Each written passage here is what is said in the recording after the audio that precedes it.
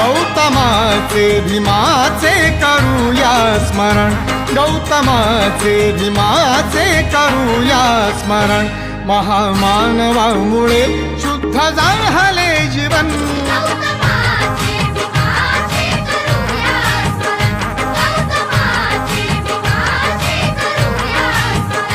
महामानवामुळे शुद्ध